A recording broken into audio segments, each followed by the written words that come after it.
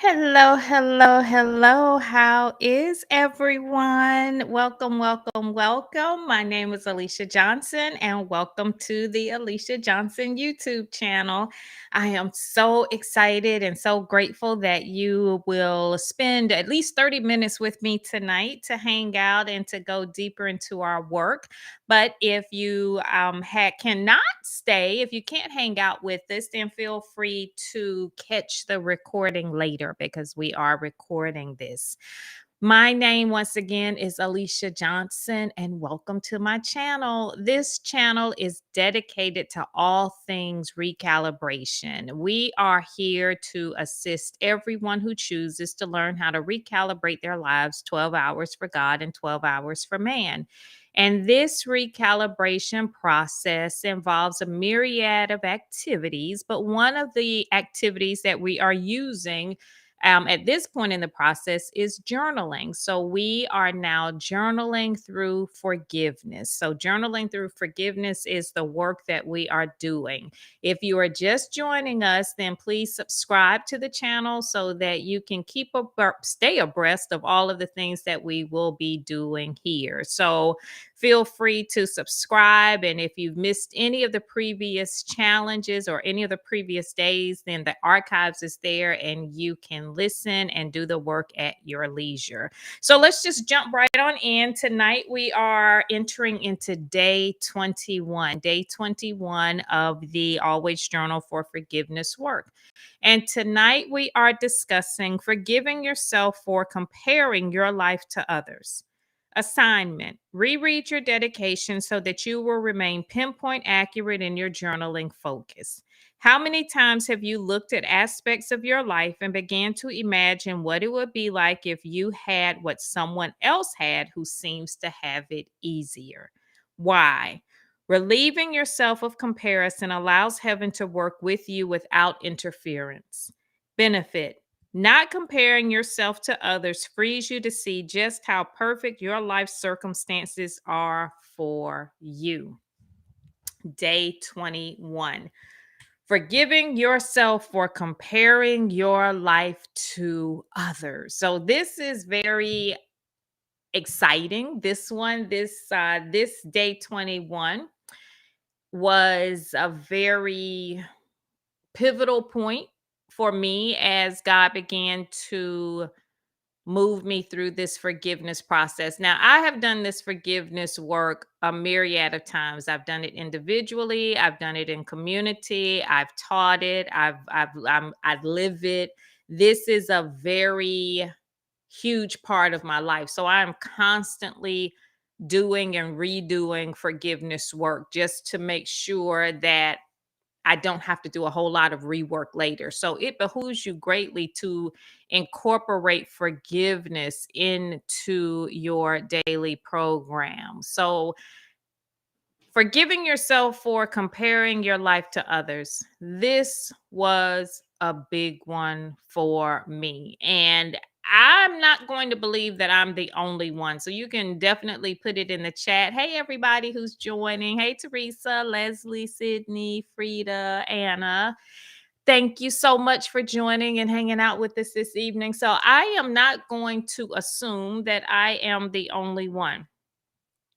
For the longest time, the only gauge that I felt that I had, the only way that I could tell if I was, or assume that I could tell if I was advancing, was by comparing what other people were doing and trying to see how I measured up.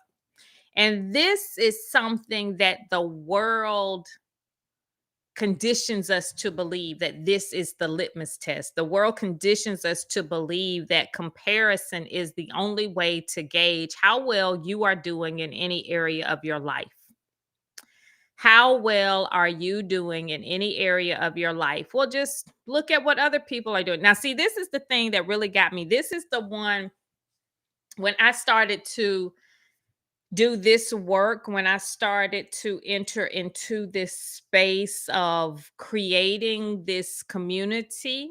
This was very how can I put it? This was a very defining moment for me because I had to decide that this work was going to be unique and this work was going to be a direct reflection of the truth of who God has created me to be. And so, in order to create in a very powerful way, you must become as a little child. We all must tap into that creativity. And this is actually very powerful because for those of you who are here, Teresa, I don't know. Teresa's like, please, please don't. I don't know. But anyway, Teresa has this wonderful inner child workshop that she does, and this is pretty much the crux of the work that she does is helping you to tap into that inner child, helping you to tap into the truth of who you are. And I personally feel that a lot of people probably need to go back to that little child in you to gather all of those pieces that have been like dispersed over the years, over the course of time, and put that little girl or little guy back together and start over again without the comparison piece, without all of the trying to measure up to things that you are not meant to measure up to. And you really do. You have to go back to the beginning. And so for me, when God began to help me to deal with this comparison piece, God really had to show me that this was a constant in my life. This was an absolute constant in my life. I was comparing myself to everything, everyone in every area. And we do this also when you go like it to the doctor as a little kid, right? And they give you like the percentile ratings, like your baby is in the 90th percentile, or your baby is in this percentile, or your baby is average, or your baby is above average, or your baby is below average. The competition starts like from day one. And it is absolutely amazing at how many of us fall for it. And we force our children, we force ourselves, we force our situations, we force everything to fit or to measure against standards that may not even that aren't even, I won't say may not, are not realistic for the truth of who God has created you to be. So today it behooves you greatly to release yourself from that comparison habit. For me, academically, it was so funny. Like the older that I become, and once God began to work with me, it was absolutely amazing at how much I had diminished my capacity to learn. I had diminished my ability. I had diminished so many aspects of my life as it relates to my academic capabilities because initially I was comparing myself to so many other people that I counted myself out. I counted myself out. And I challenge you tonight to ask yourself, where have you counted yourself out? It was so in school. Oh my gosh. I don't know about you. I went to a private school, and so it was a college prep school. So everything that we did, it was preparing you for college. And so it was very competitive. It was, kind of state of the art. It was a really good school. But because of the competitive factor of the school, comparison was huge. And what I began to realize is that over the course of time, I got so sucked into that comparison trap that I was educated out of my genius. I was educated out of my greatness because I compared myself to death. Literally, I compared myself to death. We would have these things like for extra credit and things like that. We would have these little timed like exam, like they were called, you could get extra credit points for taking this little quiz that it was a statewide thing. It was something that the school was doing. I can't even remember all the specifics of it, but it was like a 10-minute test or quiz. And so you had like 10 minutes to complete like maybe 3 or 4 problems. And I would maybe get through maybe 2 problems or maybe 3. I would never be able to complete all of them, but the ones that I did right. It was just the fact that I couldn't do the other 2 or whatever. So I never scored as high as someone that was able to get through all 4 or 3 or 4 of them. And so one day I went after class and my instructor, she was very nice. And she was like, "You're actually a very good math student. You're actually very good." And I was like, wow, that was very humbling. That was very nice to hear that she could see that I was actually a decent math student. And the only thing she said is that you just need to get a little faster. You know the work, you just need to work faster.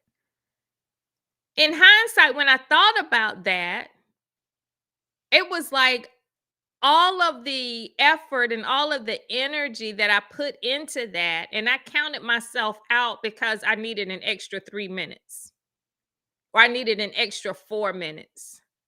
So the world is shortchanging us by forcing us to compete in ways that we were never designed to compete in.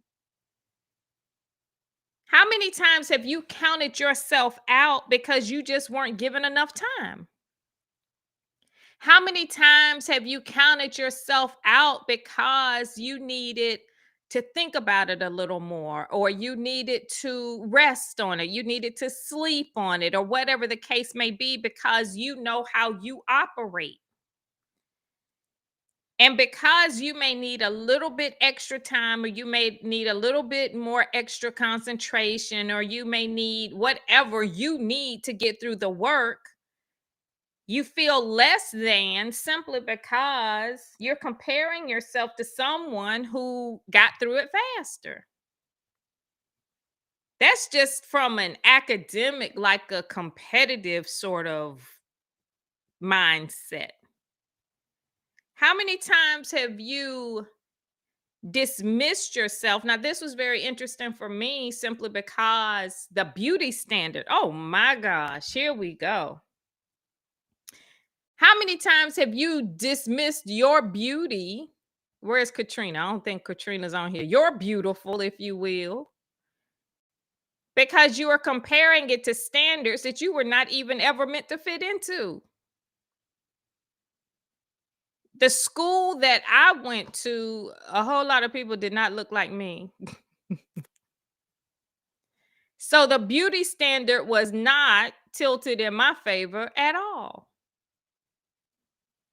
So I'm going through all of these years in my life trying to compare the standards that were never meant for me to even compete. Ridiculous.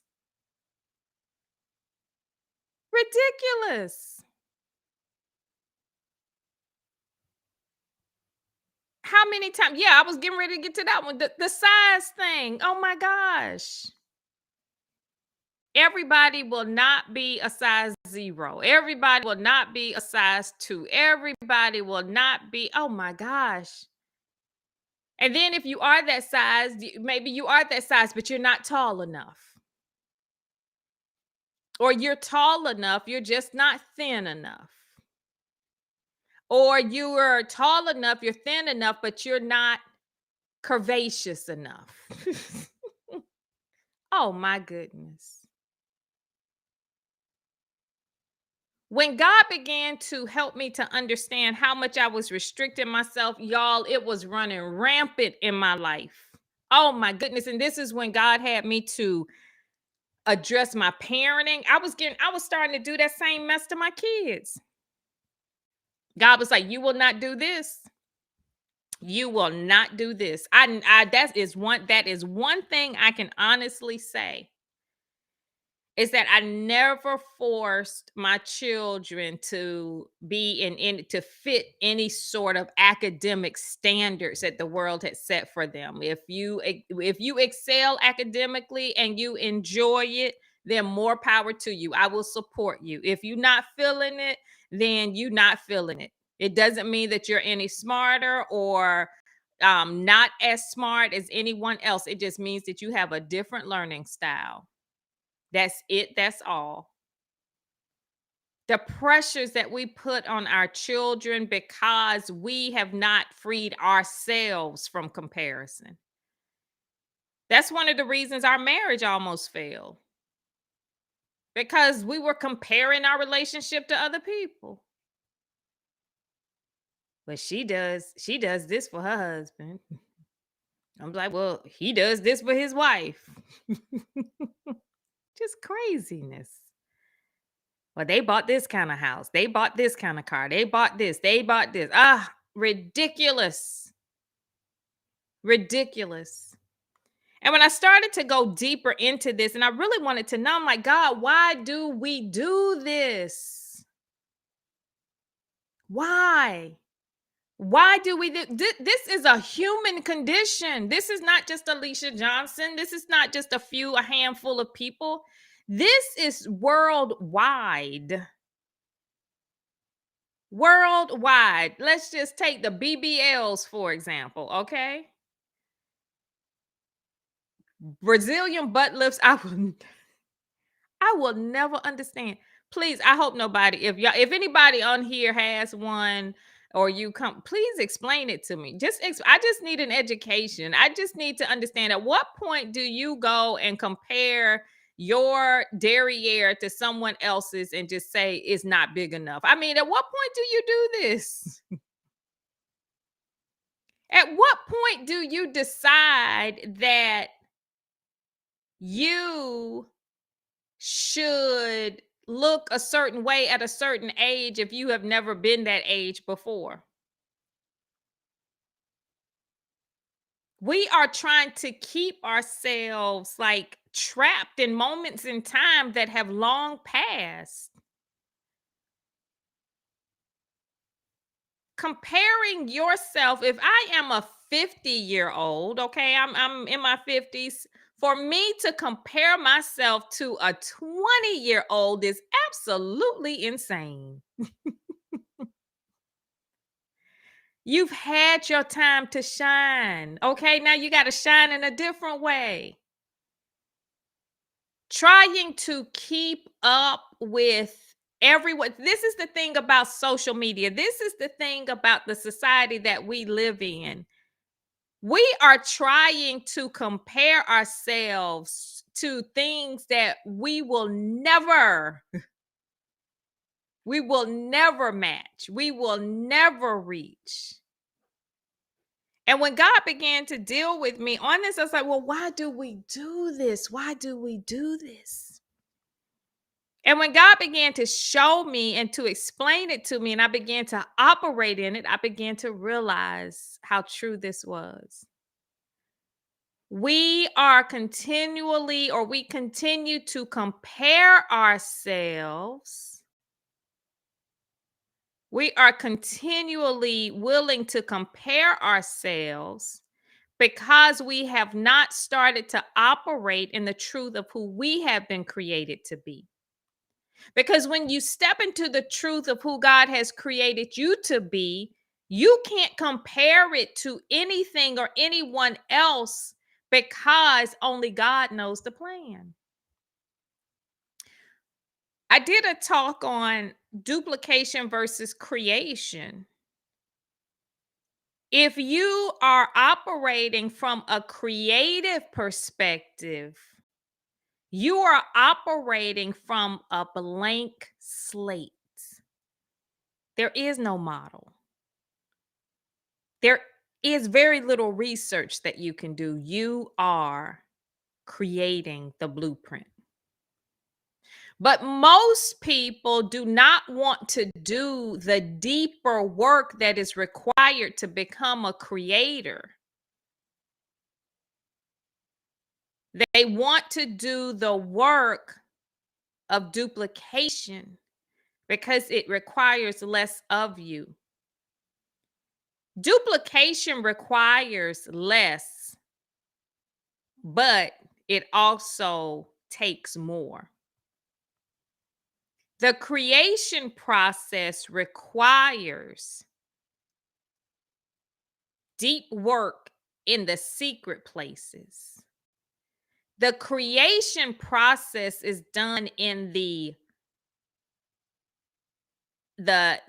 inner parts. The creative process, when you think about pregnancy, when you find out you are pregnant, for the women on here who've had babies, or you know a baby, or you were a baby, that creation process took place in the secret place. No one had any influence over that creation process other than God, the mother, and the father. Now, the parents can influence the environment. The parents can influence the diet and all of those things, but the ultimate creation process was done in the secret places. Sometimes people are pregnant and don't even know they're pregnant. Now, how secret is that?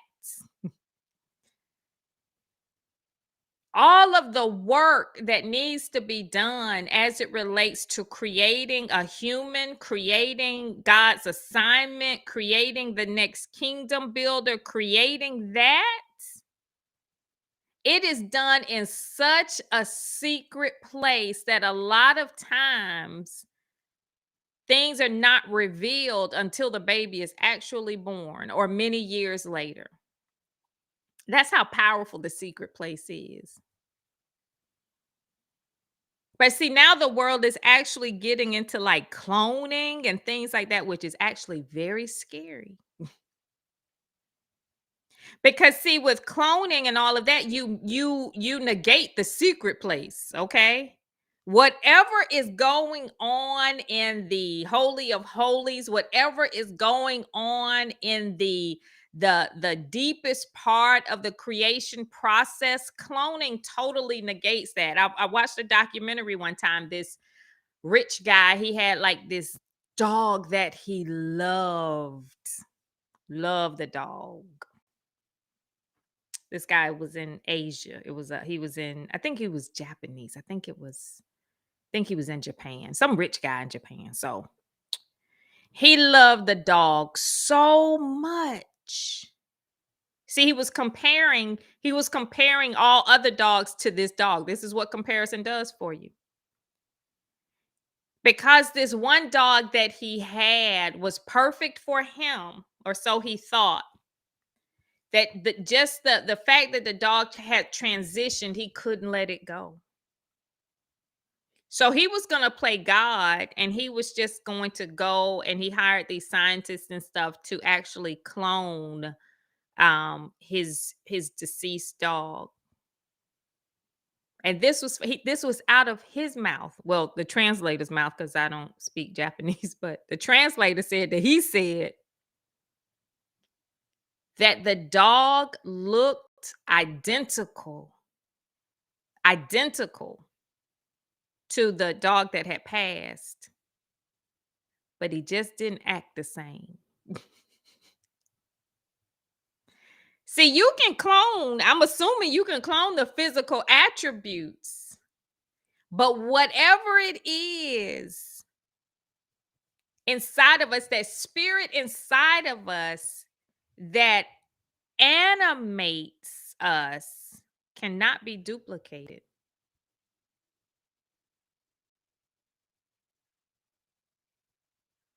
God is a creator.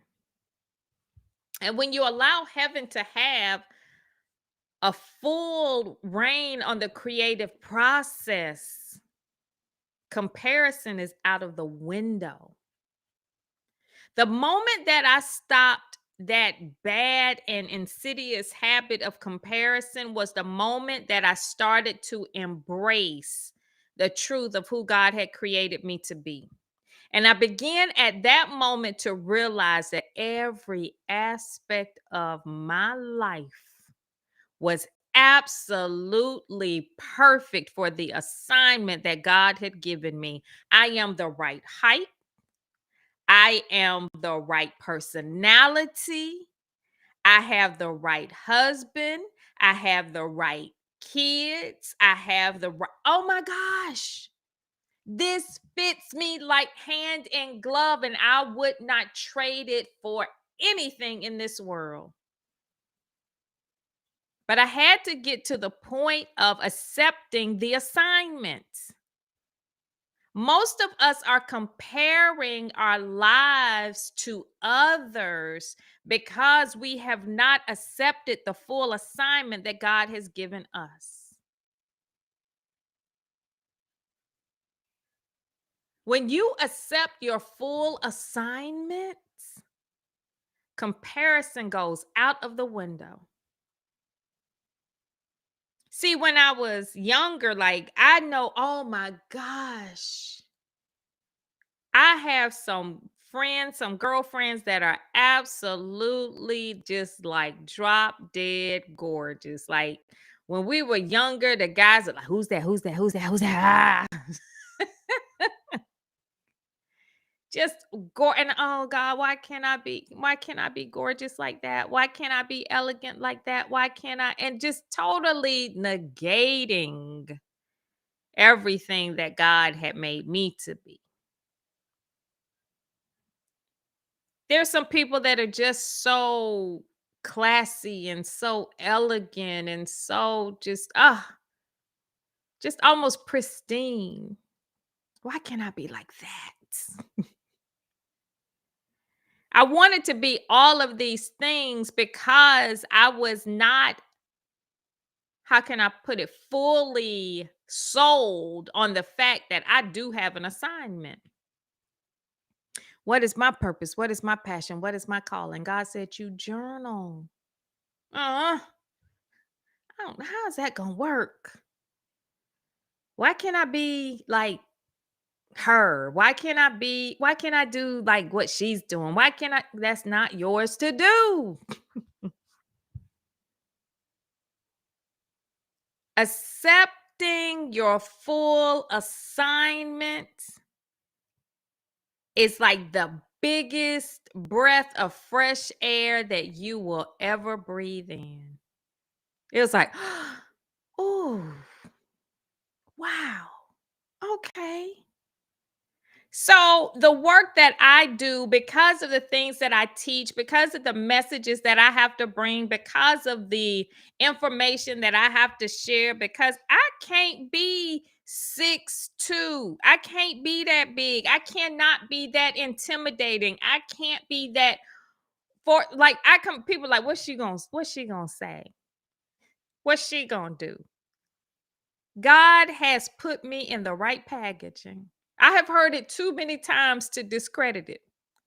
People will come up to me like, "Oh, mm, I was not expecting all of that."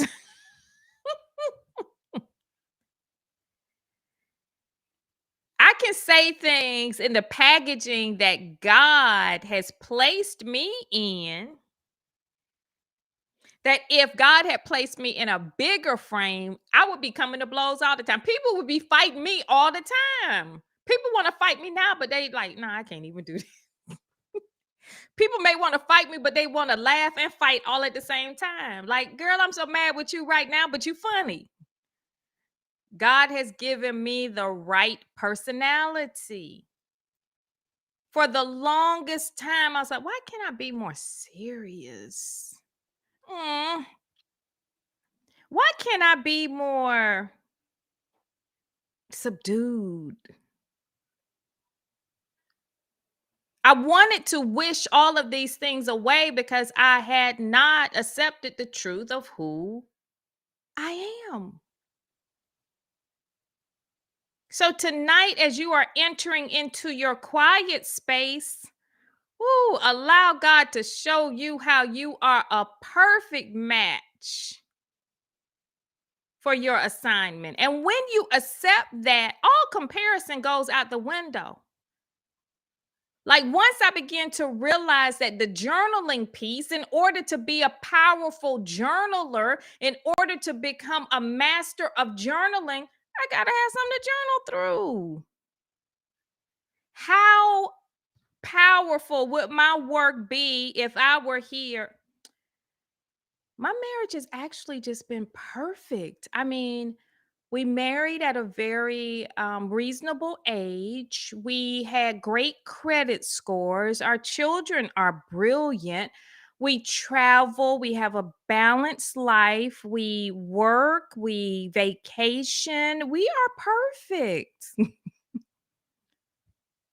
Okay. What are you going to teach people? Your circumstances in your life are perfect just the way they are. Reset and restore. Where are you? I think she's on here. Your life is perfect for the work that God is having you to do. Every aspect of your life is just what it needs to be in order for heaven to assist you to maximize the truth of who God has created you to be. Enjoy that. Don't compare yourself to another person. Phyllis is just who God has created her to be. She has everything that she needs in order to fulfill her assignment. Every single one of you on here, if you have crossed my path, it is your responsibility this night, not tomorrow, not the day after tomorrow, this night, own the fact that God has created you to be the perfect match for the assignment that you have. You no longer have to pretend to be better or worse than you are. You no longer have to make apologies for any aspect of your personality. You no longer have to pretend that you're pleased with things that you're not, or to pretend that you're disgruntled with things that you're actually pretty happy with. Love every curve. If y'all were on the live that we did on Saturday night, that thing was hilarious to me. Every chin hair that you have, every blemish, every freckle, every muffin top, every joint paint, everything that you have is just what God needs it to be. Does it mean that you do not have work to do? That is not what I'm saying at all. What I am saying is that you do not have to stop or pause or hesitate one iota in order to get anything right before you move ahead. Yes. Are there certain things I need to do with my health to get it better? Of course. But am I going to stop? Am I not going to go to the beach? Am I not going to show up and wear clothes that I want to wear? Am I not going to do the things that I want to do because I got to wait until I'm perfect? Don't think so. Am I afraid to do these lives? Am I afraid to do the because my hair is not just the way that I want it? Because I don't feel like putting makeup on? Because I don't feel like putting on a whole outfit? Stop stopping because you're comparing yourself to others. When you're operating in the truth of who God has created you to be, the assignment alone will get you through. I'm like, God, just blind their eyes. They don't have to look at all of this. Just let them hear the words. I ain't stopping nothing ever again because I feel like I need to compare it to somebody else's. Not my marriage, not my beauty, not my personality, not my work, not my assignments. And this is not just for me, this is for every single one of you. So tonight, when you do your forgiveness work, plead insanity. God, I did not know that comparing my life to others was killing me. I did not know that. I thought that this was the standard that I needed to use. I thought that this was the standard that would move me ahead. I thought that this was the thing that would keep me motivated. I know better now. Lord, I apologize. Now that I know better, just show me exactly who I am. Show me exactly what I need to do. Show me exactly how perfect I am for the assignment that I have been given. And I promise you, I will not look back. So, y'all have fun with this one. Enjoy the process.